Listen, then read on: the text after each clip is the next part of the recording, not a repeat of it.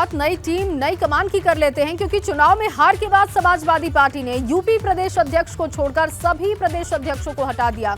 इसके साथ ही पार्टी की राष्ट्रीय और राज्य कार्यकारिणी को भंग कर दिया गया। पार्टी के सभी युवा संगठनों, महिला सभा एवं दूसरी सभा प्रकोष्ठों को भी भंग कर दिया गया है। बताया ये भी जा रहा है कि लोकसभा की 2 सीटों पर उपचुनाव में हार के बाद फैसला ये हुआ है। उपचुनाव में मिली हार के बाद अखिलेश के इस एक्शन पर सबकी निगाहें हैं। माना यह जा रहा है कि पहले विधानसभा और फिर लोकसभा उपचुनाव में हार के बाद अखिलेश संगठन में पूरी तरीके से बदलाव कर देंगे। रामपुर और आजमगढ़ दोनों ही सपा का गढ़ माना जाता है। दोनों ही जगहों पर हुए उपचुनाव में सपा को करारी हार का सामना करना पड़ा। पार्टी की इकाइयों को भंग करने की कवायद को पार्टी को मजबूत करने की कोशिशें मानी जा रही है और कहा यह जा रहा है कि अखिलेश यादव संगठन में एक बड़ा बदलाव करने जा रहे हैं।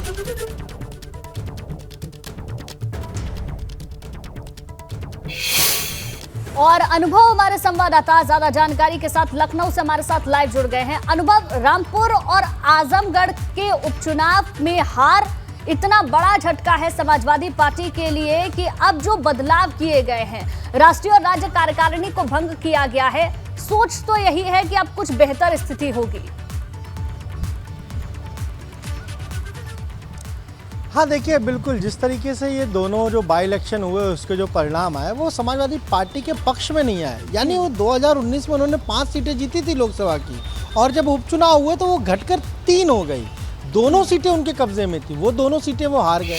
उसके बाद अखिलेश यादव ने ये बड़ा फैसला लिया। बड़ा फैसला इसलिए लिया क्योंकि उनको भी लग रहा है कि अब शायद संगठन में बड़े फेरबदल करने की ज़रूरत है। केवल जो प्रदेश अध्यक्ष है नरेश उत्तम पटेल वो बचे हुए हैं, बाकी सारी जो कमेटियां हैं, सारे जो हम कहें तो उनके प्रकोष्ठ है, सबको भंग कर दिया।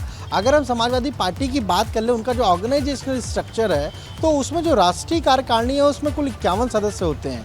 इसके अलावा जब प्रदेश की बात करें राज्य कार्यकारिणी तो वहाँ 101 सदस्य होते हैं, तो उन सबको भंग कर दिया है। इसके अलावा उनके 17 प्रकोष्ठ हैं अलग अलग, उनके जैसे महिला सभा हो गया, युवजन छात्र सभा हो गया, युवजन सभा हो गया, इन सारी चीज़ों को जोड़ा जाए तो वो 17 हो जाती हैं।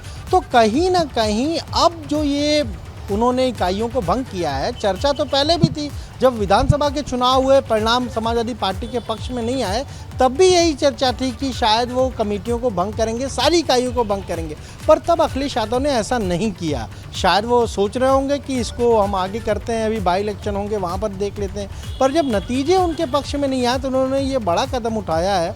और जल्दी समाजवादी पार्टी की जो हम कहें वो राष्ट्रीय सम्मेलन हो सकता है अगस्त महीने में या सितंबर महीने में, और वहाँ पर फिर अखिलेश यादव को राष्ट्रीय अध्यक्ष चुना जाएगा। उसके बाद देखिए, जुलाई में वैसे हमेशा समाजवादी पार्टी में 1 जुलाई से सदस्यता अभियान की शुरुआत होती है, और अब सदस्यता अभियान शुरू होगा, उसका सदस्य बनाए जाएंगे। फिर जो व्यक्ति 50 सदस्य बनाएगा उसको सक्रिय सदस्य माना जाता है।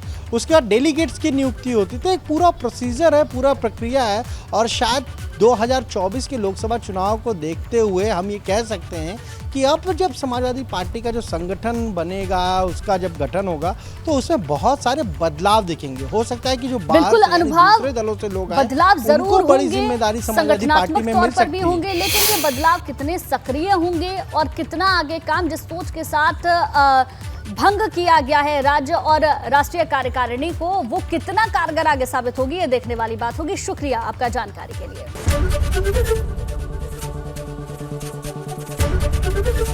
एबीपी गंगा, खबर आपकी, जुबान आपकी।